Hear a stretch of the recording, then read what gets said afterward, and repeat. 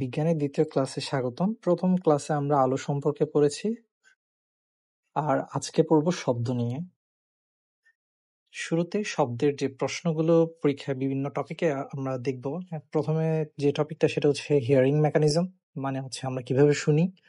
তারপর শব্দের তীব্রতার যে একক ডেসিবেল এটা সম্পর্কে জানবো, আর ফ্রিকোয়েন্সি সম্পর্কে আমরা জানবো। তো যে প্রশ্নগুলো প্রিভিয়াস ইয়ারে আসছে, 41তম বিসিএস যেটা 41তম, আমরা কিভাবে শব্দ শুনি বা শ্রবণ কৌশলটা বর্ণনা করুন। প্রশ্নটা যে কোনো ভাবে হতে পারে। বেসিক্যালি এটা কিভাবে আমরা শুনি সেই সম্পর্কে আমাদের জানতে চাওয়া হয়েছে। এরপর ডেসিবেল সম্পর্কে জানতে চেয়েছে 27th বিসিএস যেটা ছিল ওটাতে। একই প্রশ্ন 43তেও রিপিট আসছে, এবং এক্সটেনশন হিসেবে এখানে অ্যাড হয়েছে স্কুলের ছাত্রছাত্রীদের জন্য এর গ্রহণযোগ্য মাত্রা কত। অর্থাৎ কিছু এই কোয়েশ্চেনগুলো কিন্তু এমসিকিউতে আমরা প্রচুর পরিমাণে দেখি। তারপর 90 ডেসিবেল এই জিনিসটা বলতে কি বোঝায় 27তম বিসিএস আসছে। তাহলে এই ডেসিবেল জিনিসটা নিয়েই 3বার প্রশ্ন আসছে। তারপর 21তম বিসিএস এ যেটা আসছে সেটা হচ্ছে সৈন্য পার হবার সময় প্যারেড করে চলতে মানা করে কেন ব্রিজের উপর যখন যায়। অর্থাৎ এটার সাথে একটা শব্দের একটা সম্পর্ক বা শব্দের শক্তি বা কম্পনের একটা বিষয় আছে, সেটা আমরা জানতে পারবো সামনে। তারপর 44 বিসিএস এ যেটা আসছে সেটা হচ্ছে শব্দের তরঙ্গ দৈর্ঘ্য সাদা আলোর তরঙ্গ দৈর্ঘ্যের সমান হলে কি কোনো সমস্যার উদ্ভব হতো। তার মানে শব্দের তরঙ্গ দৈর্ঘ্যের সাথে সাদা আলোর তরঙ্গ দৈর্ঘ্যের একটা তুলনা, এটা সম্পর্কে আমাদের জানতে চেয়েছে। তরঙ্গ দৈর্ঘ্য এবং তরঙ্গ বেগের সংজ্ঞা দিন, এদের সম্পর্কে লিখুন। 28তম বিসিএস আসছে। আচ্ছা, তাহলে প্রথমে আমরা শব্দ কি, এটা যদিও পরীক্ষায় আসেনি, তাও আমরা শব্দ কি একটু জেনে নিই। শব্দ হচ্ছে এক প্রকার শক্তি যা আমাদের কানে শ্রবণের অনুভূতি জন্মায়। আমরা গত ক্লাসে পড়েছি আলো কি। আলো হচ্ছে তাও একটা শক্তি, আলোটাও একটা শক্তি, যা হচ্ছে আমাদের দর্শন অনুভূতি সৃষ্টি করে। আর শব্দ হচ্ছে কানে শ্রবণের অনুভূতি জন্মায়। আর শব্দ মূলত সৃষ্টি হয় বস্তুর কম্পন থেকে। যখন কোনো আমাদের যে কানের টিম্পেনিং পর্দা যেটা আছে, টিম্পেনিং মেমব্রেন, ওটা যখন কোনো একটা সাউন্ডের ভাইব্রেশনে এটা কাঁপে, সেই কম্পন অনুযায়ী আমরা শব্দটার মাত্রা শুনতে পাই। অনেক সময় তীব্র, অনেক সময় মৃদু আওয়াজ শুনি। কম্পনশীল বস্তু থেকে শব্দ উৎপন্ন হয়ে জড় মাধ্যমের সাহায্যে আমাদের কানে পৌঁছায়। জড় মাধ্যম কথাটা বলা এখানে জরুরি, কারণ মাঝখানে যদি কোনো মাধ্যম না থাকে, অর্থাৎ বায়ুশূন্য মাধ্যম থাকে, সেক্ষেত্রে কোনো তরঙ্গ পাস হবে না, সামনের দিকে যাবে না। তো যার কারণে ওইখানে সাউন্ড শোনা যায় না। যেমন হচ্ছে চাঁদ, তারপর পৃথিবীর বাইরে যেখানে বায়ুমণ্ডল নেই, সেই জায়গায় আমরা শব্দ শুনতে পাই না। আর শব্দ শোনার ক্ষেত্রে সবচেয়ে ভালো মাধ্যম হচ্ছে কঠিন মাধ্যমগুলো। এগুলোতে খুব সহজে শব্দ সবচেয়ে দ্রুত গতিতে পাস হতে পারে। যতক্ষণ কম্পন থাকে ততক্ষণই শব্দ নিঃসরণ হয়। কম্পন বন্ধ হয়ে গেলে, মাধ্যমের কম্পন কণাগুলো যখন ভাইব্রেশন অফ করে দেয়, তখন আর শব্দটা শোনা যায় না। তারপর কিছু বৈশিষ্ট্য সম্পর্কে যদি লিখতে বলে, এটা এক প্রকার শক্তি। তারপর কম্পনশীল বস্তু থেকে শব্দ সৃষ্টি হয়। স্থিতিস্থাপক জড় মাধ্যম, মানে ইলাস্টিক কোনো মাধ্যম যেটা হচ্ছে আঘাত করার পর আবার পূর্বের অবস্থানে ফিরে আসতে পারে, এই ধরনের জড় মাধ্যম অবলম্বন করে তরঙ্গ আকারে বিস্তার লাভ করে। অর্থাৎ তরঙ্গ আকারে, এভাবে ঢেউ আকারে সামনের দিকে যাবে। প্রত্যেকটা এই কণাটা পরের কণাটাকে উত্তেজিত করে এটাকে কম্পনের সৃষ্টি করে। ফলে একটা যে কোনো একটা পার্টিকেল পাশের পার্টিকেলকে এক্সাইট করে শব্দটাকে সামনের দিকে নিয়ে যেতে থাকে। শব্দের বিস্তারের মাধ্যমে স্থানচ্যুতি ঘটে না। অর্থাৎ যে কণাটা এই জায়গায় এক্সাইটেড হয়ে উপরের দিকে উঠলো, সে পাশের কণাটাকেও এক্সাইট করে আরো উপরে নিয়ে যেতে চাইবে। বাট এই কণাগুলো একই জায়গায় কম্পিত হতে থাকবে। অর্থাৎ কণাটা সামনেও যাবে না, পেছনেও যাবে না, একই জায়গায় ভাইব্রেট করতে থাকবে। আর শব্দ শূন্যের মধ্য দিয়ে চলাচল করতে পারে না। অর্থাৎ এই মাধ্যমে, শূন্য মাধ্যমে তরঙ্গ দৈর্ঘ্য, শব্দের বেগ হচ্ছে 0 মিটার পার সেকেন্ড। আর যদি শব্দের বৈশিষ্ট্যের পরে যদি আমরা শব্দ তরঙ্গের বৈশিষ্ট্য যদি ব্যাখ্যা করি বা লিখি, এটি হচ্ছে একটা যান্ত্রিক ও অনুদৈর্ঘ্য তরঙ্গ। অনুদৈর্ঘ্য তরঙ্গ এবং অনুপ্রস্থ তরঙ্গ, এই দুটোর মধ্যে পার্থক্য আমরা সামনে দেখব, পরীক্ষায় প্রায় আসে এগুলো। কোনো বস্তুর কম্পনের ফলে শব্দ তরঙ্গ উৎপন্ন হয়, অর্থাৎ শব্দের উৎস বস্তুর কম্পন। তারপর হচ্ছে জড়মাধ্যম প্রয়োজন, এটা আমরা অলরেডি পড়ছি। শব্দ তরঙ্গ বেগ, মাধ্যমের প্রকৃতি, ঘনত্ব, তাপমাত্রা, আর্দ্রতা, এগুলোর উপর নির্ভরশীল। শব্দের তীব্রতা তরঙ্গের বিস্তারের বর্গের সমানুপাতিক। শব্দের তীব্রতা তরঙ্গের বিস্তারের বর্গের সমানুপাতিক। অর্থাৎ তরঙ্গের বিস্তার যতটুকু হবে যদি দ্বিগুণ হয় তীব্রতা হবে 2 স্কয়ার, মানে হচ্ছে 4 গুণ। তরঙ্গ 2 গুণ বাড়লে তীব্রতা 4 গুণ বেড়ে যাবে। আর এই জিনিসগুলো আমরা অলরেডি পড়ছি যে তরঙ্গ সঞ্চালনের সময় মাধ্যমের কণাগুলোর স্তরসমূহের সংকোচন এবং প্রসারণের সৃষ্টি হয়। এই জায়গায় সংকুচিত হচ্ছে, এই জায়গায় প্রসারিত, এই জায়গায় প্রসারিত, এই জায়গায় সংকুচিত। অর্থাৎ শুরুতে যেটা ইনিশিয়ালি ছিল, তো এই যে টিউনিং ফর্কে আমরা বা সুর শলাকাতে আমরা আঘাত করার ফলে কিছু জায়গায় শব্দের সংকোচন হবে, কিছু জায়গায় প্রসারণ হবে। এভাবে সংকোচন এবং প্রসারণের মধ্য দিয়ে শব্দটা সামনের দিকে আগাতে থাকে। এই যে এতক্ষণ যে কথাগুলো বললাম ওই কথাগুলোর জিস্টাই আসবে আমরা কিভাবে শব্দ শুনতে পাই বা শ্রবণ কৌশল বর্ণনা করুন অথবা মানুষের শ্রবণ প্রক্রিয়ার বর্ণনা করুন। শব্দ তরঙ্গ প্রথমে আমাদের পিনার যে টিম্প্যানিক পর্দা আছে এই টিম্প্যানিক পর্দাতে আঘাত করবে, টিম্প্যানিক পর্দাটা ভাইব্রেট করতে থাকে। এরপর শব্দ তরঙ্গের কর্ণের ক্ষুদ্রতম অস্থি, সেটা হচ্ছে কর্ণাস্থি, অন্তঃকর্ণে প্রবেশ করে। অন্তঃকর্ণে যে কর্ণাস্থি আছে সেটিকে আঘাত করে এবং এখানে যে অন্তঃকর্ণের মধ্যে যে একটা তরল আছে এই তরলটাকে আলোড়িত করে। এই আলোড়ন অন্তঃকর্ণে থাকা অডিটরি স্নায়ুর মাধ্যমে, এই যে অডিটরি স্নায়ুর মাধ্যমে মস্তিষ্কে নিয়ে যায়। তখন মস্তিষ্ক এটাকে ডিটেক্ট করে সাউন্ডটা কেমন সাউন্ড, এটা কি বোঝাচ্ছে, পরিচিত সাউন্ডের সাথে এটা সিমিলার কিনা, সেই অনুযায়ী আমাদের একটা ধারণা দেয় শব্দটা কেমন শব্দ। তাহলে আমি যদি একটু রিপিট করি, শব্দ তরঙ্গ কানের যে পিনার পর টিম্প্যানিক পর্দাতে আঘাত করে, টিম্প্যানিক পর্দার পর অন্তঃকর্ণে অবস্থিত তরল যে তরলটা আছে সেটাকে আলোড়িত করে। এরপরে অডিটরি স্নায়ু এই কম্পনের মাত্রাটা মস্তিষ্কে নিয়ে যায় এবং শ্রবণের অনুভূতি সম্পর্কে মস্তিষ্ককে অবহিত করে। এরপর ডেসিবেল, এই ডেসিবেল প্রশ্নটা 3-4 বার আসছে। ডেসিবেল কি? স্কুল ছাত্রছাত্রীর জন্য এর গ্রহণযোগ্য মাত্রা কত? শব্দের তীব্রতা পরিমাপের একক হচ্ছে ডেসিবেল। শব্দের তীব্রতা 10 গুণ বৃদ্ধি পেলে শব্দ উচ্চতা যে পরিমাণ বাড়ে তাকে বলা হয় 1 বেল। তাহলে 1 বেল এটা ইকুয়াল টু হচ্ছে শব্দের তীব্রতার 10 গুণ। শব্দের তীব্রতা 10 গুণ বাড়লে সেটাকে 1 বেল বলা হচ্ছে। আর 1 বেলের 10 ভাগের 1 ভাগকে ডেসিবেল বলে। আমরা মিটার, ডেসিমিটার, তারপর হচ্ছে সেন্টিমিটার, মিলিমিটার পড়ছি না? তাহলে এই যে মিটারের সাথে ডেসিমিটারের পার্থক্য হচ্ছে 10-এর।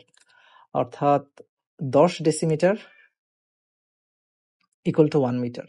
তাহলে আমি যদি একইভাবে বলি 1 বেল, এই 1 বেল ইকুয়াল টু হবে 10 ডেসিবেল। তাহলে 1 ডেসিবেল ইকুয়াল টু কত? মানে নিচের থেকে এই যে উপরের দিকে গেলে তখন হবে 1/10 বেল। অর্থাৎ 1 বেলের 10 ভাগের 1 ভাগ। 1 বেলের 10 ভাগের 1 ভাগকে 1 ডেসিবেল বলে।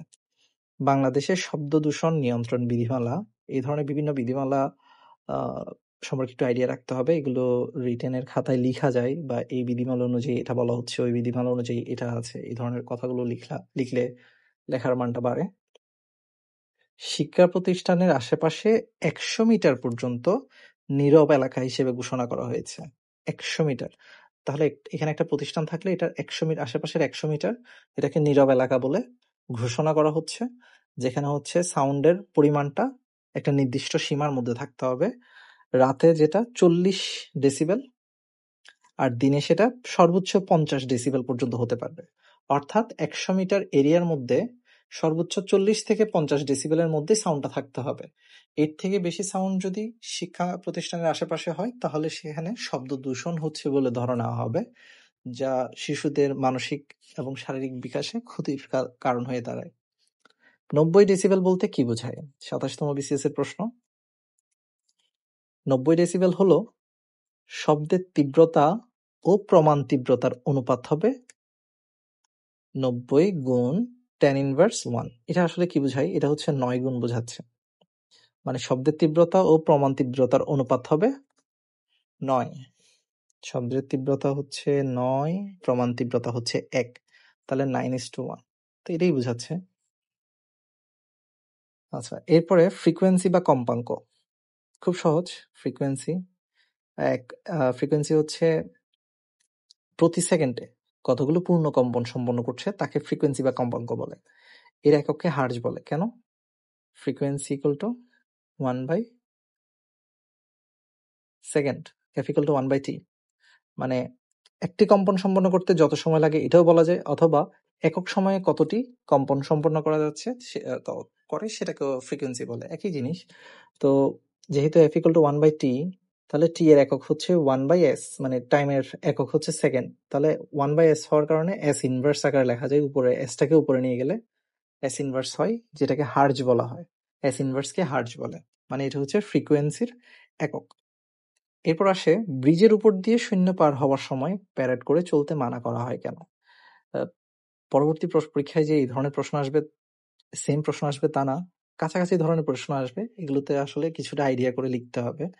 যেহেতু শব্দের একটা প্রশ্ন, তাহলে এখানে শব্দ রিলেটেড আলোচনাগুলো আসবে। যেমন ঝুলন্ত সেতুর একটি নির্দিষ্ট স্বাভাবিক কম্পাঙ্ক আছে। মার্চ করে যাওয়ার সময় নিয়মিত সময়ের ব্যবধানে পা ফেলা হয়, এতে মার্চ করার একটি কম্পন তৈরি হয়। যদি মার্চ করার কম্পাঙ্ক ওই সেতুটির স্বাভাবিক কম্পাঙ্কের সমান হয়ে যায়, তাহলে ওই সেতু পরবশ কম্পন সৃষ্টি হয়, ফলে সেতুটি বেশি বিস্তার নিয়ে দুলতে থাকে, অর্থাৎ এটার কম্পনটা অনেক বেশি হয়ে যায়, ফলে সেতুটি ভেঙে পড়তে পারে। অর্থাৎ এখানে মেইন কিওয়ার্ড যেটা, সেটা হচ্ছে স্বাভাবিক কম্পাঙ্কের সমান যদি হয়ে যায় সেতু, তখন ওই সেতুতে পরবেশ কম্পন সৃষ্টি হয় এবং সেতুটি বেশি বিস্তার নিয়ে দুলতে থাকে এবং সেতুটি ভেঙে পড়তে পারে। এই কারণে মার্চ করতে মানা করা হয়। তারপর শ্রাব্যতার পাল্লা পরীক্ষায় আসার সম্ভাবনা আছে। যে কম্পন সীমার মধ্যে আমরা শুনতে পাই সেটাকেই শ্রাব্যতার পাল্লা বলে। পরীক্ষায় প্রায় সময় আসে মানুষের স্বাভাবিক শ্রাব্যতার সীমা কত। 20 হার্জ থেকে 20,000 হার্জ হচ্ছে আমাদের শ্রাব্যতার পাল্লা বা সীমা, স্বাভাবিক। এর মধ্যে শব্দগুলো আমরা শুনতে পাই, এর থেকে বেশি বা কম হলে সেটা আমরা শুনতে পাই না। শ্রুতিগোচর শব্দ একই কথা, অর্থাৎ একই জিনিস। পাল্লাটা হচ্ছে এই যে সীমাটাকে পাল্লা বলা হচ্ছে, আর শ্রুতিগোচর শব্দ হচ্ছে যেসব শব্দ এই নির্দিষ্ট রেঞ্জের মধ্যে থাকবে এগুলোকে শ্রুতিগোচর শব্দ বলা হয়। সব শব্দ শোনা যায় না কেন? কারণ পাল্লার বাইরে যদি পাল্লা থেকে কম বা বেশি হলে ওই শব্দগুলো আমরা শুনতে পাবো না। আমরা 20,000 হার্জ পর্যন্ত শুনতে পারি। কুকুর, তারপর হচ্ছে বাদুড়, এদের ক্ষেত্রে 45,000 হার্জের থেকেও বেশি হয়। তো ওরা, আমরা যেসব শব্দ শুনতে পাই না তার থেকে বেশি শব্দ শুনতে পাই কুকুর, বাদুড়, এই ধরনের প্রাণীগুলো। শ্রুতিপর্ব বা ইনফ্রাসনিক বা অবশ্রুতি তরঙ্গ কাকে বলে? শব্দ উৎসের তরঙ্গ 20,000 হার্জের কম হলে, অর্থাৎ আমরা যদি ধরি এই যে 20 হার্জ এবং 20,000 হার্জ, এই যে এটা হচ্ছে আমাদের স্মৃতিগোচর শব্দগুলো, বা এখানে শ্রাব্যতার পাল্লা হচ্ছে এই অংশটা 20 থেকে 20,000। 20,000 থেকে কম হলে ওটা শ্রুতিপূর্ব, মানে শ্রুতিপূর্ব মানে হচ্ছে শ্রুতি যেটা শুনতে পাই না আগে, ইনফ্রাসনিক। আর যদি বেশি শব্দ হয়, 20 হার্জের থেকে বেশি হয়, সেটাকে বলা হয় আল্ট্রাসনিক বা শব্দ উত্তর।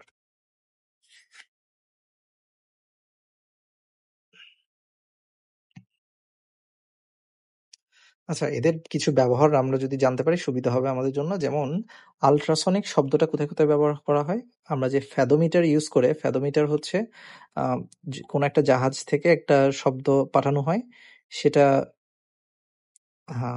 সমুদ্রের গভীরে পাদদেশের থেকে প্রতিফলিত হয়ে এখানে ফিরে আসতে যে সময়টা লাগে, ওই সময়ের ক্যালকুলেশন প্লাস কতটুকু সময় লাগছে সেটার উপর সেটার উপর ভিত্তি করে কোন স্থানের গভীরতা নির্ণয় করা হয়। আর এই নির্ণয় করার পদ্ধতিটা যে যন্ত্র দ্বারা ইউজ করা হয় সেটা হচ্ছে ফ্যাদোমিটার। পরীক্ষায় প্রায় আসে এমসিকিউতে। সমুদ্রের গভীরতা নির্ণয়ে আল্ট্রাসনিক সাউন্ড ইউজ করা হয়। হিমশৈল, ডুবোজাহাজ, মাছের ঝাঁকের অবস্থান নির্ণয়েও আল্ট্রাসনিক সাউন্ড ব্যবহার করা হয়। যে সাউন্ড প্রতিফলিত হয়ে যে যন্ত্র ব্যবহার করা হচ্ছে সেটাতে ফিরে আসবে। পোতাশ্রয়ের মুখ থেকে জাহাজের পথ প্রদর্শন। তারপর হচ্ছে ধাতব পিণ্ড বা পাতে সূক্ষ্মতম ফাটল অনুসন্ধান। সাধারণত মিশে যায় না এমন তরল সমূহকে, যেমন পানি এবং পারদ, এই দুটো জিনিস একসাথে মিক্সড হয় না, মিশ্রণ তৈরি, অর্থাৎ এই দুইটা জিনিসকে মিক্সড করার জন্য আল্ট্রাসনিক সাউন্ড ব্যবহার করা হয়, ফলে কম্পনের ফলে পানি এবং পারদ মিক্সড হয়ে একটা নতুন মিশ্রণ তৈরি হয়। তারপর সূক্ষ্ম ইলেকট্রনিক যন্ত্রপাতি পরিষ্কার করার কাজে। আল্ট্রাসনিক সাউন্ড ব্যবহার করা হয়। ভাইব্রেশনটা হচ্ছে ধুলাবালিগুলোকে পরিষ্কার করে ফেলে।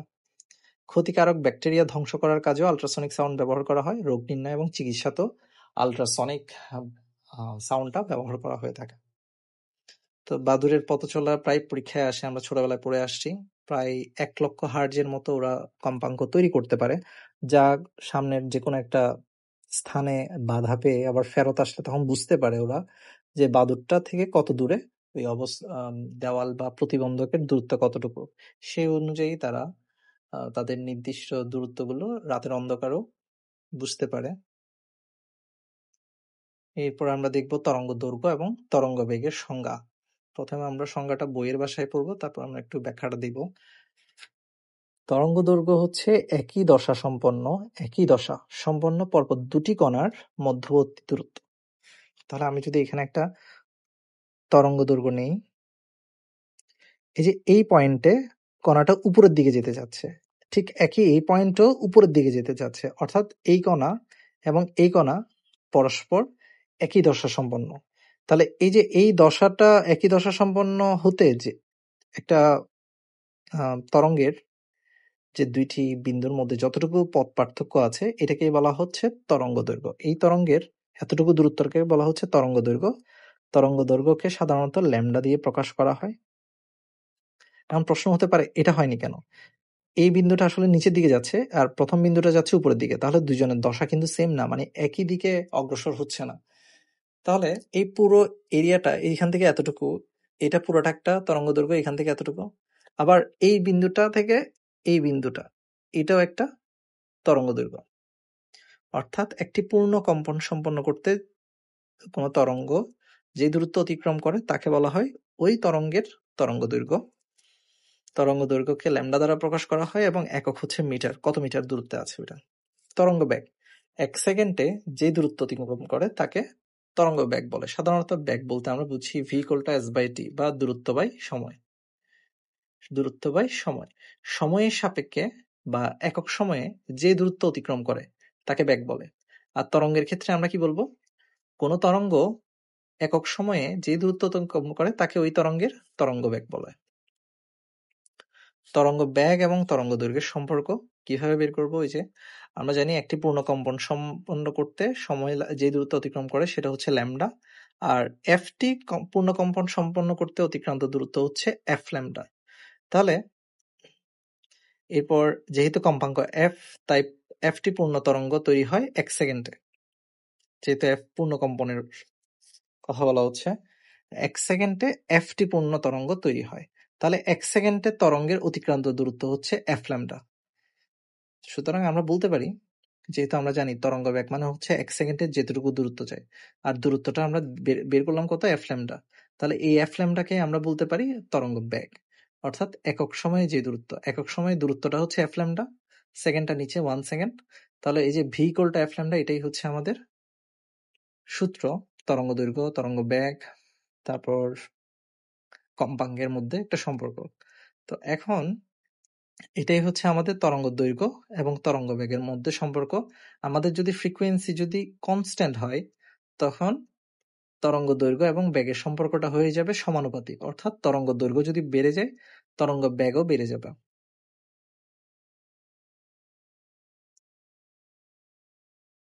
এরপর তরঙ্গ কাকে বলে? প্রশ্ন যখন মডারেট করতে যায়, একটু ট্রিকি করতে যায়, তখন দেখা যায় এই ধরনের সব সংজ্ঞাগুলো দিয়ে দেয়। মানে খুব কমন জিনিস, কিন্তু পরীক্ষার হলে ইনস্ট্যান্ট মাথায় আসে না। তরঙ্গ কাকে বলে? তরঙ্গ হচ্ছে যে পর্যাবৃত্ত আন্দোলন ওই মাধ্যমের এক স্থান থেকে অন্য স্থানে শক্তি সঞ্চারণ করে।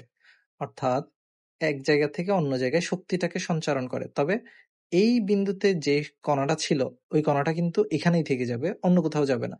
অর্থাৎ কণাগুলো নিজের অবস্থানে আন্দোলিত হতে থাকবে, কিন্তু শক্তিকে সামনের দিকে ঠেলে দিবে। শক্তি মানে শব্দ শক্তিকে সামনের দিকে নিয়ে যাবে বা বিভিন্ন শক্তিকে। এটাকেই বলা হচ্ছে তরঙ্গ। তরঙ্গে শক্তি সঞ্চারিত হয় কিন্তু কণাগুলো স্থানান্তরিত হয় না। পূর্ণ স্পন্দন কাকে বলে? পূর্ণ স্পন্দন হচ্ছে তরঙ্গের উপরস্থ কোনো একটি নির্দিষ্ট বিন্দু থেকে যাত্রা শুরু করে আবার একই দিক থেকে সেই বিন্দুতে ফিরে আসাকে একটি পূর্ণ স্পন্দন বলে। এই বিন্দু থেকে শুরু করে আবার এই বিন্দুতে ফিরে আসাটাকে একটা পূর্ণ স্পন্দন বলা হচ্ছে। আর এই পূর্ণ স্পন্দন সম্পন্ন করতে যেই দূরত্ব সেটাকে বলা হচ্ছে ল্যামডা, অর্থাৎ দূরত্বটাকে ল্যামডা বলা হচ্ছে আর কমপ্লিট করা অংশটাকে একটা স্পন্দন বলা হচ্ছে। পর্যায়কাল কি? একটি পূর্ণ স্পন্দন সম্পন্ন করতে যে সময়টা লাগবে টি টিকল যদি 10 সেকেন্ড লাগে তাহলে এখানকার সময় পর্যায়কাল হবে 10 সেকেন্ড। একটা পর্যায় সম্পন্ন করতে 10 সেকেন্ড সময় লাগছে। এরপরে কম্পাঙ্ক বা ফ্রিকোয়েন্সি, অলরেডি আমরা এটা পড়ছি, স্কিপ করছি আমরা। বিস্তার, বিস্তারকে এ দ্বারা প্রকাশ করা হয়।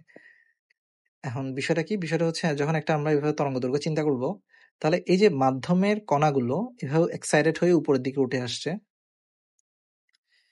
আবার কিছু কিছু কণা নিচের দিকে নেমে আসছে। তাহলে প্রত্যেকটা বিন্দুতে এখানে এক একটা দশা প্রদর্শন করছে কারা? এই এই মাধ্যমে অবস্থিত কণাগুলো। কণাগুলোর যে সর্বোচ্চ দূরত্ব বা সর্বোচ্চ ডিসপ্লেসমেন্ট যেটা, সেটা হচ্ছে এখানে, এটাকেই বলা হচ্ছে বিস্তার। অর্থাৎ স্থিতিশীল অবস্থা থেকে সে নিজের অবস্থান থেকে কতটুকু চেঞ্জ আসছে বা কতটুকু আন্দোলিত হয়ে উপরে বা নিচে আসে বা পাশে কোন দিকে কতটুকু গেল, যাওয়ার পর এটা আবার ওই বিন্দুতে ফেরত আসছে কিনা, সর্বোচ্চ দূরত্বটাই হচ্ছে বিস্তার। দশা আমরা অলরেডি বললাম যে যেকোনো নির্দিষ্ট সময়ে যেকোনো পয়েন্টে আমরা দশাটাকে, এই যে এই বিন্দুতে দশাটা হচ্ছে নিচের দিকে, এই বিন্দুতে দশাটা হচ্ছে উপরের দিকে, তাহলে কোনো মুহূর্তের গতির সামগ্রিক অবস্থা। তাহলে এখানকার সামগ্রিক অবস্থা হচ্ছে ও নিচের দিকে যাচ্ছে, এখানকার সামগ্রিক অবস্থা হচ্ছে ও নিচের দিকে যাচ্ছে, এই বিন্দুতে সামগ্রিক অবস্থা হচ্ছে ও উপরের দিকে যাচ্ছে। তাহলে তরঙ্গায়িত কণার যে কোনো মুহূর্তের গতির সামগ্রিক অবস্থাকে বলা হয়, ওই প্রকাশক রাশিকে দশা দ্বারা প্রকাশ করা হয় বা দশা বলে। এরপর এই জিনিসগুলো আমরা অলরেডি দেখছি, স্কিপ করছি আমরা এখন। নেক্সট যে টপিকটা, এটা হচ্ছে sound machines in home and around, type recorder, microphone, loud speaker.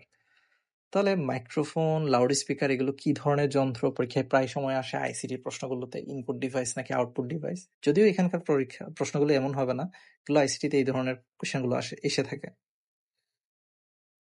29তম BCS আসছিল মডুলেশন এবং ডিমডুলেশন কাকে বলে। 29তম বিসিএস এর যদি সময়কালটা আমরা যদি চিন্তা করি, ওই সময়টাতে মডেম বেশি ইউজ করা হতো। তাহলে মডেমে কি হতো? মডুলেশন এবং ডিমডুলেশন হতো। এই জিনিসটা ব্যাখ্যা করার কথা বলছে। এর পরবর্তী বিসিএস এর 30তম বিসিএস এর যেটা ছিল যে মাইক্রোফোন কি, কত প্রকার ও কি কি, কিভাবে কাজ করে, এই দুইটা প্রশ্নের উত্তরই আমরা দেখবো। সবগুলো দেখবো না, এগুলো আসলে মনে থাকে না, এগুলো দেখেও কাজ নেই। মাইক্রোফোন কি এই জিনিসটা একটু দেখি আমরা। যে যন্ত্রের সাহায্যে শব্দ তরঙ্গকে ইলেকট্রিক্যাল তরঙ্গে রূপান্তরিত করা হয় তাকে মাইক্রোফোন বলে। অর্থাৎ আমরা যদি একটা মিক নিয়ে কথা বলি, তখন আমরা প্রথমে শব্দ তরঙ্গ এখানে দিচ্ছি, আর ওই মাইকটা ওই তরঙ্গটাকে রিসিভ করে ইলেকট্রিক্যাল তরঙ্গে রূপান্তরিত করে। অর্থাৎ সে শব্দ তরঙ্গ গ্রহণ করে এবং ইলেকট্রিক্যাল তরঙ্গতে রূপান্তর করে এটা ট্রান্সমিট করে দূর দূরান্তে। এটাকেই বলা হয় মাইক্রোফোন। আর মাইক্রোফোনের প্রকারভেদের মধ্যে দুই ধরনের মাইক্রোফোন আছে, একটা হচ্ছে প্রেসার অপারেটেড, আর একটা হচ্ছে ভেলোসিটি অপারেটেড।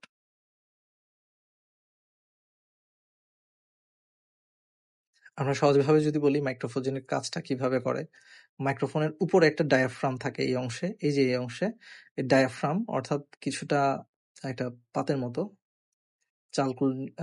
এক ডায়াফ্রাম ও চালকুণ্ডলীর সমন্বয়ে মাইক্রোফোন গঠিত হয়। সামনে যখন শব্দ, মাইক্রোফোনের সামনে যখন শব্দ করা হয় তখন ডায়াফ্রামটি কম্পিত হয় এবং এই কম্পনটা তখন চলকুণ্ডলী, চলকুণ্ডলী মানে হচ্ছে যেটার মধ্য দিয়ে বিদ্যুৎ প্রবাহিত হবে সেটাকে চলকুণ্ডলী বলা হচ্ছে। চৌম্বক ক্ষেত্রে পরিবর্তন হয় এবং আবিষ্ট তড়িৎ প্রবাহ সৃষ্টি হয় বা যা তড়িৎ তরঙ্গে পরিণত হয়। তাহলে এখানে ওয়ার্ডগুলো আমি একটু আবার রিপিট করি। ডায়াফ্রাম যখন কম্পিত হয়, চলকুণ্ডলীতে চৌম্বক ক্ষেত্রের পরিবর্তন হয়, কম্পনের কারণে চৌম্বক ক্ষেত্রের পরিবর্তন হয় এবং আবিষ্ট তড়িৎ প্রবাহের সৃষ্টি হয়। আবিষ্ট তড়িৎ প্রবাহ মানে হচ্ছে এই চৌম্বক ক্ষেত্রের সংস্পর্শে এসে আবিষ্ট হয়ে একটা তড়িৎ প্রবাহ সৃষ্টি হয়, যা তড়িৎ তরঙ্গে পরিণত হয়। এই তড়িতের প্রবাহটা তড়িতের তরঙ্গে পরিণত হয়ে একটা তড়িৎ তরঙ্গ হিসেবে সামনের দিকে যেতে থাকে। এভাবেই মাইক্রোফোনের সাহায্যে শব্দ শক্তিকে তড়িৎ শক্তিতে রূপান্তরিত করা হয়। এই কঠিন ওয়ার্ডগুলো যদি মুখস্থ রাখতে কষ্ট হয়, ডায়াফ্রামের কথাটা মনে রাখবো। ডায়াফ্রাম কি করে? শব্দ শক্তিকে তড়িৎ শক্তিতে রূপান্তর করে। এভাবে লিখে দিলেই মোটামুটি হয়ে যাবে। এই তড়িৎ শক্তিকে অডিও সংকেত বলা হয়, আর যা আমরা টেলিফোন, টেলিভিশন, বেতার, মোবাইল ইত্যাদি জায়গায় আমরা ব্যবহার করে থাকি। লাউড স্পিকার কি? লাউড স্পিকার হচ্ছে মাইক্রোফোনের অপোজিট। এখানে লাউড স্পিকার করে কি, ইলেকট্রিক্যাল তরঙ্গটাকে শব্দ তরঙ্গে রূপান্তরিত করে বর্ধিত করে এবং অনেক দূর দূরান্তে আওয়াজটা শোনা যায়। মডুলেশন ডিমডুলেশনটা আমরা একটু দেখে নিই। মডুলেশনটা হচ্ছে কোনো ট্রান্সমিশন স্টেশন যেমন রেডিও, টেলিভিশন, এগুলো থেকে মেসেজ সিগন্যাল প্রেরণের ক্ষেত্রে যে প্রক্রিয়ায় মেসেজ সিগন্যালের সাথে বাহক তরঙ্গ বা ক্যারিয়ার ওয়েভ চাপিয়ে দেওয়া হয় তাকে মডুলেশন বলে। বেসিক্যালি কোনো রেডিও বা টেলিভিশন তথ্য বা প্রচার কেন্দ্র থেকে আমি যদি একটা সাউন্ড যদি দেই, এই ছোট একটা তরঙ্গ ওয়েভ যদি পাঠাই, এটা খুব দ্রুত ডিস্টর্ট হয়ে সাউন্ডটা দূর দূরান্তে পৌঁছাবে না। তো এটাকে একটু শক্তিশালী করার জন্য এটার সাথে একটা ক্যারিয়ার ওয়েভ অ্যাড করে এটাকে অনেক বড় করা হয়, বা এটাকে অনেক শক্তিশালী করা হয়। আমি হয়তো গ্রাফগুলো উল্টো ড্র করছি। আচ্ছা, যাই হোক, মেন বিষয়টা হচ্ছে মূল তরঙ্গের সাথে আরেকটা বাহক তরঙ্গ অ্যাড করা হয়। ফলে এই তরঙ্গ ওয়েভটা, পূর্বের তরঙ্গ ওয়েভ যেটা একটু দুর্বল ছিল, ওটা শক্তিশালী হয় এবং দূর দূরান্তে কোনো ধরনের লস ছাড়া অথবা মিনিমাম লস দিয়ে আহ, দূর দূরান্তে শব্দগুলো পৌঁছাতে পারে এবং তাদের নিজস্ব যে সম্প্রচারের যে বিষয়টা ওটা ওরা মেনটেন করতে পারে বিভিন্ন radio station, television station. Demodulation হচ্ছে তার উল্টা, যে অরিজিনাল সিগন্যালের সাথে একটা এক্সট্রা ক্যারিয়ার সিগন্যাল যেটা অ্যাড করা হয়েছিল, এই যে ক্যারিয়ার সিগন্যালটাকে এখন বাদ দিবে।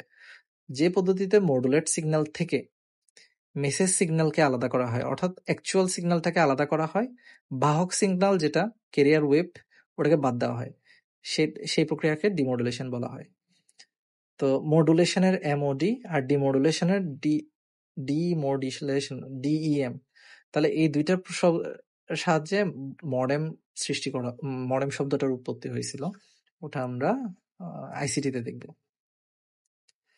এরপর আসছে public address system, characteristics of sound, formation of stationary waves in stretch string এ তারে কিভাবে শব্দ তৈরি হয় সেই সম্পর্কে আমরা এখানে দেখব।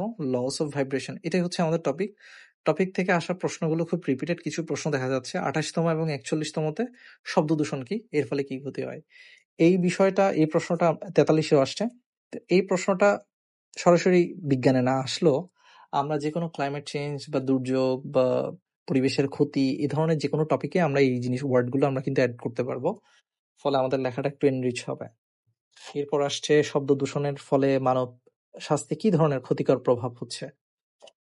অর্থাৎ একই প্রশ্ন, শব্দ দূষণের ফলে এর ক্ষতিকর প্রভাবগুলো কি।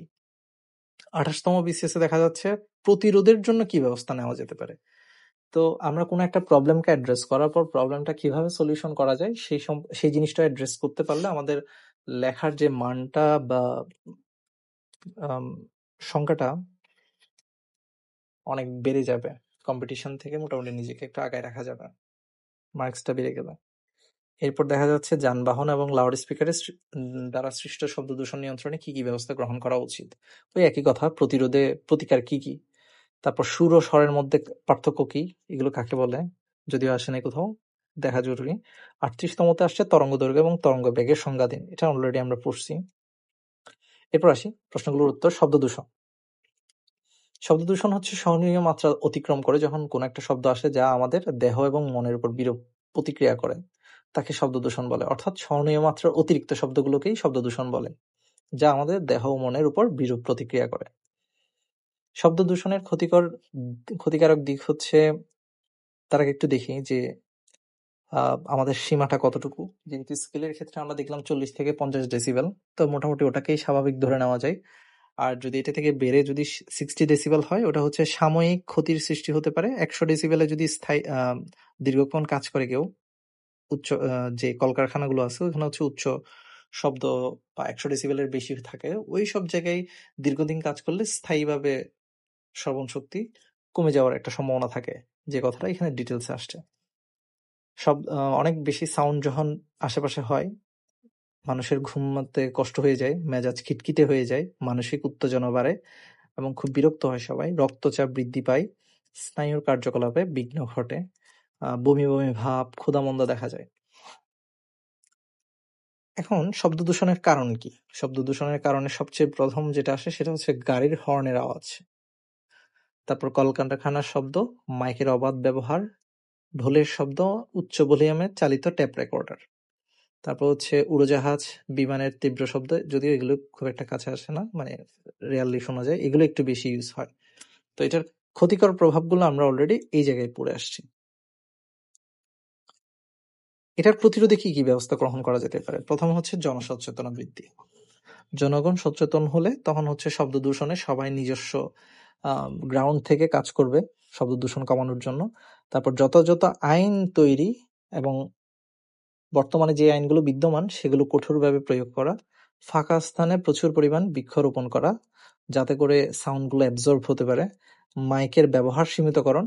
কিছুদিন পর পর দেখা যায় বিভিন্ন বিজ্ঞাপন থেকে শুরু করে বিভিন্ন কাজে উচ্চস্বরে মাইক ব্যবহার করা হয়ে থাকে, সেটার ব্যবহার সীমিতকরণ করতে হবে এবং কম শব্দের যানবাহন ব্যবহার করা ইত্যাদির মাধ্যমে আমরা শব্দ দূষণ প্রতিরোধ করতে পারি। যানবাহন ও লাউড স্পিকার দ্বারা সৃষ্ট শব্দ দূষণ নিয়ন্ত্রণে কি ব্যবস্থা গ্রহণ করা যেতে পারে? ওই একই কথা, এখানে সেম কথাগুলো আসবে। এক্সট্রা হিসেবে আসবে হচ্ছে হাইড্রোলিক হর্ন ব্যবহার করতে ব্যবহারে নিষেধাজ্ঞা জারি করতে হবে। এই হাইড্রোলিক হর্নগুলো অনেক জোরে আওয়াজ করে, হর্ন বাজানো নিষিদ্ধ করা। বিভিন্ন স্কুল, কলেজ, হাসপাতাল, আবাসিক এলাকায় যানবাহনের হর্ন বাজানো নিষিদ্ধ করা উচিত। আইনের যথাযথ প্রয়োগ নিশ্চিত করতে হবে। একই কথাগুলো রিপিট আসছে এখানে। যেখানে সেখানে যত্রতত্র আমরা যদি বিভিন্ন ধরনের প্রোগ্রাম করি, উচ্চস্বরে আওয়াজ সৃষ্টি করি, সেটা সবার জন্য ক্ষতিকর। কর্তৃপক্ষ কর্তৃক নির্ধারিত ফাঁকা স্থান বা অডিটোরিয়ামে আসলে আমাদের প্রোগ্রামগুলো বা অনুষ্ঠানগুলো করা উচিত, ফলে মানুষের কষ্ট কম হবে। সুর এবং স্বরের মধ্যে পার্থক্য বা কাকে বলে একটু দেখি। সুর হচ্ছে একটি মাত্র কম্পাঙ্ক বিশিষ্ট শব্দকে সুর বলে, আর একাধিক কম্পাঙ্ক বিশিষ্ট হলে সেটাকে স্বর বলে। সুর এক কম্পাঙ্ক, আর একের অধিক হলে সেটা স্বর। তাহলে সুরের যে উদাহরণ সেটা হচ্ছে সুর শলাকা থেকে উৎপন্ন শব্দ, এটা একটি মাত্র কম্পাঙ্ক বিশিষ্ট হয়। আর একাধিক কম্পাঙ্ক বিশিষ্ট শব্দ দ্বারা সৃষ্ট স্বরের এক্সাম্পল হচ্ছে বিভিন্ন বাদ্যযন্ত্র থেকে উৎপন্ন শব্দ।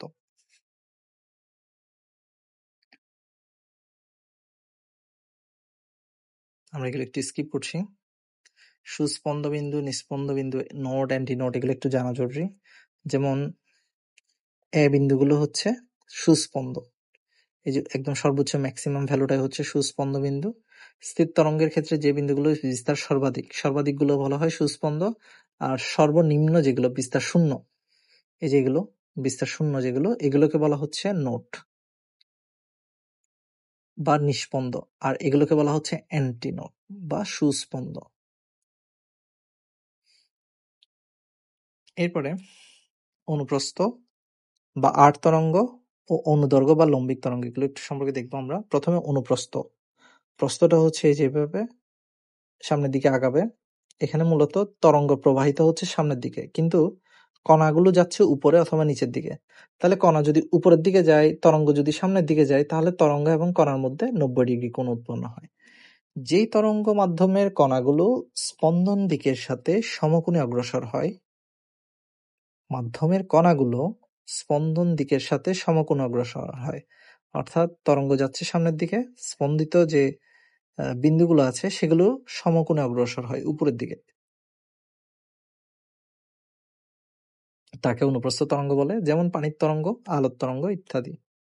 অনুদৈর্ঘ্য তরঙ্গ বিষয়টা কি, যে তরঙ্গ যেদিকে যায় আমাদের যে মাধ্যমের কণাগুলো সেগুলো একই দিকে যাচ্ছে, এই ধরনের বিষয়টাকে বলা হয় অনুদৈর্ঘ্য তরঙ্গ। শব্দ তরঙ্গ হচ্ছে এক ধরনের অনুদৈর্ঘ্য তরঙ্গের উদাহরণ।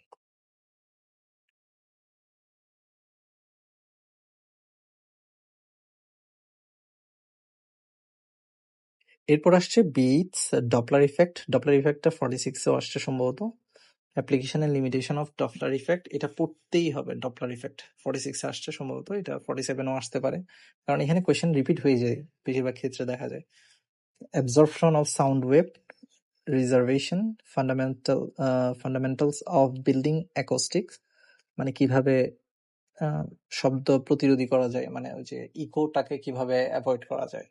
যারা হচ্ছে ইউটিউবে ভিডিও দেয় বা রুমের মধ্যে ইকোটা যাতে কমে সেই জন্য প্যারেট যে ফোম গুলো ইউজ করে দেওয়ালে লাগানো হয়। তো এগুলো ছাড়াও বিভিন্নভাবে বিল্ডিংকে অ্যাকোস্টিক করা হয়। Statement of Sabine's formula. আচ্ছা দেখি এগুলো কি আসে। পরীক্ষায় আমরা দেখতে পাচ্ছি 34তম এবং 41-এ যেটা আসে সেটা হচ্ছে স্বরকম্পের প্রয়োগ লিখন। তো এই ধরনের ওয়ার্ডগুলো হঠাৎ করে চোখে পড়লে আহ, আমরা লিখতে সমস্যায় পড়ে যাব। স্বরকম্পের ইংরেজি কিন্তু আমরা সবাই জানি, সেটা হচ্ছে বিট, কিন্তু স্বরকম্প জিনিসটা বুঝতে একটু অসুবিধা হতে পারে। তো একই জিনিস, বিটকেই বলা হয় স্বরকম্প। তারপর হচ্ছে ডপলার ইফেক্ট, 37-এ আসছে, 38-এ আসছে, 46-এ আসছে সম্ভবত। তারপর এটার ফলে শব্দের তীক্ষ্ণতা এবং কম্পাঙ্ক কিভাবে পরিচিত হয়, এটার ব্যবহার কি, সীমাবদ্ধতা কি। এটা আসছে 38-এ, তাহলে 4বার আসছে এই ডপলার ইফেক্ট। 38তম বিসিএস আসছে যে স্টেশনের দিকে এগিয়ে আসা ট্রেনের হুইসেলের আওয়াজ এবং স্টেশন থেকে ছাড়িয়ে যাওয়ার আওয়াজের পার্থক্য কি এবং কেন, এটা আমরা দেখব। এরপর প্রতিধ্বনি কাকে বলে 30তম বিসিএস আসছে। 33-এ আসছে হচ্ছে তাও সেম প্রতিধ্বনি এবং এটার ব্যবহার। 30 আর 38 আসছে কিভাবে কোপের গভীরতা নির্ণয় করা হয় প্রতিধ্বনির মাধ্যমে, এটা আমরা অলরেডি পড়ে ফেলছি। ফ্যাথোমিটারের মাধ্যমে যেমন সাগরের গভীরতা নির্ণয় করা হয়, আর কূপের গভীরতা নির্ণয় করার ক্ষেত্রে উপর থেকে সাউন্ড দেওয়া হয়। কূপের আহ তলদেশ থেকে সাউন্ডটা প্রতিধ্বনি হয়ে উপরে ফেরত আসে। আসতে একটা নির্দিষ্ট সময় লাগে এবং বিভিন্ন ফ্যাক্টর চিন্তা ভাবনা করে ক্যালকুলেশন করে বের করা হয় যে এটার গভীরতা কত। তারপর হচ্ছে অনুরণন বা রিভারবেশন কাকে বলে, অনুরণন বন্ধ করতে কি ব্যবস্থা গ্রহণ করা উচিত, এই প্রশ্নগুলো একটু দেখা জরুরি। রিভারবেশন রিভারবেরেশন হচ্ছে অনুরণন। লোকভর্তি হলঘরের শূন্য ঘরের চেয়ে শব্দ ক্ষীণ হয় কেন? কারণ মানুষ যত বেশি থাকে তখন হচ্ছে শব্দটা শোষিত হয়ে যায়, কিন্তু শূন্য ঘরে হচ্ছে শব্দ শোষণ করার মতো এনাফ ম্যাটেরিয়ালস থাকে না, ফলে শব্দগুলো ইকো হতে থাকে। আচ্ছা এরপরে আসি, স্বরকম্প বা বিট কাকে বলে। একই ধরনের এবং প্রায় সমান কম্পাঙ্কের দুটি শব্দ তরঙ্গের উপরিপাতনের ফলে শব্দের তীব্রতার যে পর্যায়ক্রমিক হ্রাস বৃদ্ধি ঘটে তাকে বিট বলে। একই ধরনের সমান কম্পাঙ্কের দুটি শব্দ তরঙ্গ উপরিপাতনের ফলে, অর্থাৎ এক জায়গায় এইভাবে যদি যেতে থাকে উপরিপতন, তো তীব্রতার যে পর্যায়ক্রমিক হ্রাস বৃদ্ধি, যে ওদের দুইজনে উপরিপতন হওয়ার ফলে শব্দের তীব্রতার যে পর্যায়ক্রমিক হ্রাস বৃদ্ধি, মাঝে মাঝে বাড়ে মাঝে মাঝে কমে, এই জিনিসটাকে বলা হচ্ছে বিট। ব্যবহার হচ্ছে বাদ্যযন্ত্রের সুর নির্ণয় করার ক্ষেত্রে এটা ব্যবহার করা হয়, অজানা কম্পাঙ্ক নির্ণয়ের ক্ষেত্রে ব্যবহার করা হয়, খনিতে দূষিত ঘেঁষের অস্তিত্ব নির্ণয়ে স্বরকম্প ব্যবহার করা হয়ে থাকে। বাদ্যযন্ত্র, অজানা কম্পাঙ্ক, খনিতে দূষিত ঘেঁষের অস্তিত্ব নির্ণয়ে স্বরকম্প বা বিট ব্যবহৃত হয়ে থাকে। ডপলার ইফেক্ট কি, এর একটু গুরুত্বপূর্ণ। ডপলার প্রতিক্রিয়ার সংজ্ঞা হচ্ছে শব্দের উৎস ও শ্রোতার মধ্যে আপেক্ষিক গতির ফলে শ্রুত শব্দের কম্পাঙ্কের যে আপত পরিবর্তন হয় তাকে ডপলার ইফেক্ট বা ডপলার ক্রিয়া বলে। অর্থাৎ কেউ একজন স্টেশনে দাঁড়িয়ে আছে, একটা ট্রেন সামনের দিকে আসতেছে, তো এটা হচ্ছে রানিং অবস্থায় আছে, এটা হচ্ছে স্থির অবস্থায় আছে, ফলে দুইজনের গতি, অথবা এই স্থির নেই, ও অল্প আস্তে আস্তে হাঁটছে, একটু জোরে সোরে ট্রেনটা যাচ্ছে, তার মানে ওদের দুজনের মধ্যে একটা কি আছে, আপেক্ষিক গতি আছে, কেউ স্লো কেউ একটু ফাস্ট, এবং এর ফলে আপেক্ষিক গতির ফলে শ্রুত শব্দের কম্পাঙ্কের যে আপত পরিবর্তন হয়, ওর ক্ষেত্রে এক ধরনের শব্দের কম্পাঙ্ক আসবে, নিচের যে ট্রেনটা এটা অনেক জোরে যাচ্ছে ধরে নেই, সেটার কম্পাঙ্ক অন্য ধরনের আসবে। তো এই যে দুটি ক্ষেত্রে কম্পাঙ্কের আপাত পরিবর্তন হয় তাকে ডপলার ক্রিয়া বলে। 1842 সালে পদার্থবিদ ডপলার এই সূত্র প্রদান করেন। আচ্ছা এখানে এক্সাম্পল আসছে, সম্ভবত 46-এ এক্সাম্পল দিতে বলছিল যে ডপলার ইফেক্টের কয়েকটি এক্সাম্পল কি, সীমাবদ্ধতা কি। আগে প্রথমে ডপলার ক্রিয়ার ব্যবহারটা দেখি। রাডারে ব্যবহার করা হয়, জ্যোতির্বিজ্ঞানে ব্যবহার করা হয়, রক্তের প্রবাহ মাত্রা পরিমাণে ব্যবহার করা হয়ে থাকে, স্যাটেলাইট কমিউনিকেশনে এবং কোনো বস্তুর কম্পাঙ্ক নির্ণয়ে ডপলার ইফেক্ট ব্যবহার করে থাকে। আমি আবার বলি, রাডারে, জ্যোতির্বিজ্ঞানে, রক্তের প্রবাহ মাত্রার পরিমাপে, স্যাটেলাইট কমিউনিকেশন, কোনো বস্তুর কম্পাঙ্ক নির্ণয়। রাডার, জ্যোতির্বিজ্ঞান, রক্ত প্রবাহ মাত্রা, স্যাটেলাইট কমিউনিকেশন এবং বস্তুর কম্পাঙ্ক নির্ণয়। সীমাবদ্ধতা, সীমাবদ্ধতার ক্ষেত্রে শব্দের উৎস এবং শ্রোতার মধ্যে আপেক্ষিক গতি বিদ্যমান না থাকলে এই প্রভাব প্রযোজ্য না। অর্থাৎ দুজনে যদি একই গতিতে থাকে তখন আপেক্ষিক গতি জিরো, অথবা দুজনেই যদি স্থির থাকে তখনও আপেক্ষিক গতি জিরো, তখন ডপলার ইফেক্ট কাজ করে না। শ্রোতা ও উৎসের মধ্যকার আপেক্ষিক গতিবেগ এবং শব্দের গতিবেগের অপেক্ষা বেশি হলে এই প্রভাব প্রযোজ্য নয়।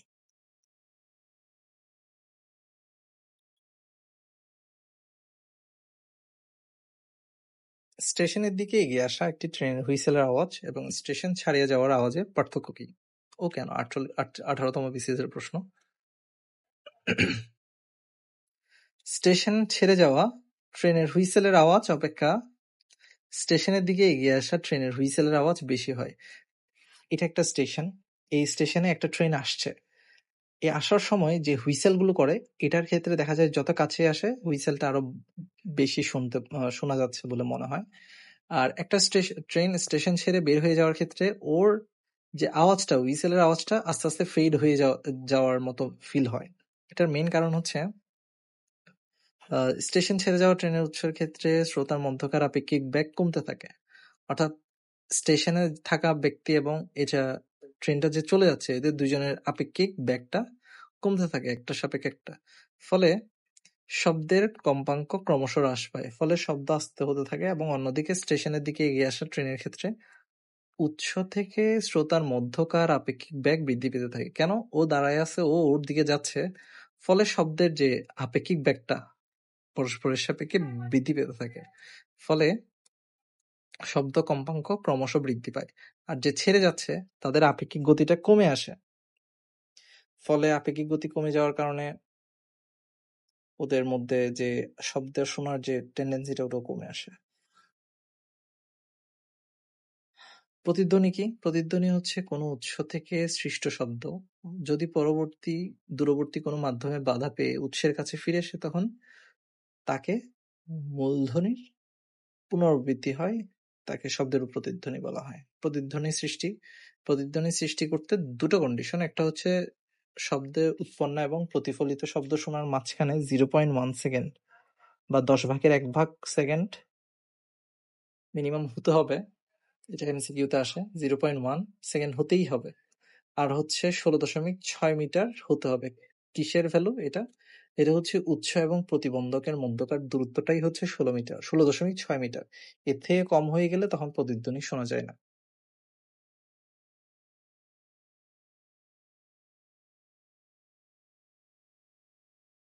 এরপর আমরা একটা দেখি 30তম এবং 38তম বিসিএস আসছে প্রতিধ্বনির সাহায্যে কিভাবে কূপের গভীরতা নির্ণয় করা যায়। তাহলে কূপের গভীরতাকে যদি আমরা এইচ, সময়কে যদি আমরা টি, শব্দের ধ্রুতিকে আমরা ভি ধরি, তাহলে নিম্নোক্ত সূত্র প্রয়োগ করে প্রতিধ্বনির সাহায্যে কূপের গভীরতা নির্ণয় করা যায়। গভীরতা H equal to VT by 2। এখন এখানে আমরা জানি এস ইকুয়াল টু ভিটি, তো এখানে এস ইকুয়াল টু বা এইচ ইকুয়াল টু ভিটি এর নিচে 2 আসছে কেন? কারণ আমরা যে প্রতিধ্বনিটা শুনতে পাচ্ছি তখন একবার কুয়োর নিচে যাই শব্দটা এইচ দূরত্ব অতিক্রম করে এবং প্রতিধ্বনি শোনার জন্য এটা কিন্তু আবার ফেরত আসে, অর্থাৎ এইচ দূরত্ব অতিক্রম করে। ফলে টোটাল দূরত্ব হয়ে যায় 2h। আর সেক্ষেত্রে আমাদের টোটাল গভীরতা তো আর 2h না, শুধুমাত্র এইচ। অর্থাৎ এইচ এর 2h কে 2 দিয়ে ডিভাইড করতে হবে, তাহলে শুধু এইচ থাকবে। তো এইচ কে এই জন্য 2 দিয়ে ডিভাইড করা মানে এস ইকুয়াল টু ভিটি না, ভিটি কে 2 দিয়ে ডিভাইড করা হয় কোর গভীরতা নির্ণয়ের ক্ষেত্রে। এটা 1 নাম্বারের জন্য আসছে, তো এগুলো খুব সংক্ষেপে লিখতে হবে 1 নাম্বার হলে। আচ্ছা, শব্দ শোষণ কাকে বলে? শব্দ শোষণ। আচ্ছা, লাস্ট কোয়েশ্চেন যেটা একটা দেখতে পাচ্ছি আমরা, রিভারবেরেশন, যেটা অনুরণন। অনুরণন জিনিসটা কি? কোনো শব্দ উৎস বন্ধ করে দেওয়ার পরও কিছু সময় পর্যন্ত এর প্রভাব পাওয়া যায় থাকে রিভারবেশন বলে বা অনুরণন বলে। উৎস যদি মানে শব্দ উৎস যদি বন্ধ করে দেওয়া হয় এবং এরপরও যদি কিছু নির্দিষ্ট সময় পর্যন্ত শব্দটা বা প্রভাব বজায় থাকাকে রিভারবেশন বলে। কোনো শব্দ উৎস, হ্যাঁ, শব্দ উৎস বন্ধ করে দেওয়ার পরও কিছু সময় পর্যন্ত প্রভাব বজায় থাকাকে রিভারবেশন বলে। একটা এক্সাম্পল দেখি। কোনো ঘরের মধ্যে গিটার, বেহুলা, হারমোনিয়াম ইত্যাদি বাদ্যযন্ত্রে একত্রে বাজানোর পর হঠাৎ বন্ধ করে দিলে কিছু সময় পর্যন্ত বাজনার অনুভূতি মানুষের মনে ক্রিয়াশীল থাকে এবং ধীরে ধীরে তা নিঃশেষ হয়ে আসে। অর্থাৎ ঘরের মধ্যে আসবাবপত্র, দেওয়ালের শব্দ শোষক পদার্থ থাকলে শব্দের প্রতিধ্বনি কম হয় এবং রিভারবেশন হ্রাস পায়।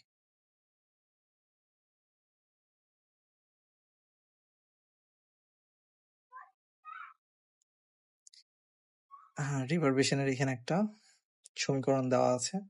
আমরা জাস্ট এটাকে সাভাইনের ফর্মুলা বলা হয়, পরীক্ষায় যদিও আসেনি, আমরা একটু দেখে নিই। টি হচ্ছে সমীকরণটা হচ্ছে T equal to 0.16 volt divided by ampere. এর মধ্যে দিয়ে আমাদের আজকে সেকেন্ড ক্লাসটা শেষ হলো। সেকেন্ড ক্লাসটা হচ্ছে শব্দের উপর ছিল, আর পরবর্তী তৃতীয়তম ক্লাসটা হবে চৌম্বকত্ব বা ম্যাগনেটিজমের উপর। ম্যাগনেটিজম থেকে একটা বা দুটো প্রশ্ন প্রিলিতে সবসময় থাকে। ধন্যবাদ।